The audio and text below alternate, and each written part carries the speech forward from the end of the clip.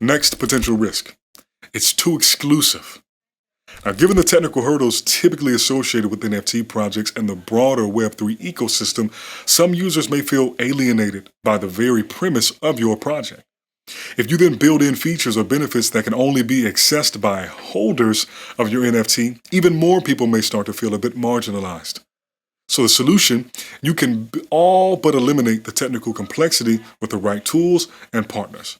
For instance, you can launch your collection through a dedicated site that removes the need for using self-custody wallets like MetaMask, or even the need for using crypto for payments.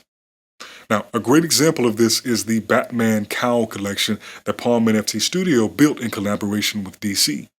Users were able to create an account using their email addresses and could purchase their cows with fiat via credit cards. Now, regarding the whole members only perks and benefits, just look at it as a modern iteration of a subscription. Sure, if you've never offered a subscription tier to your audience, some may not love it. But alas, it seems to be the way most business models are heading.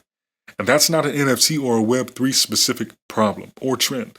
So as long as you aren't barring access to core features or utility behind an egregious price tag, this shouldn't really be an issue.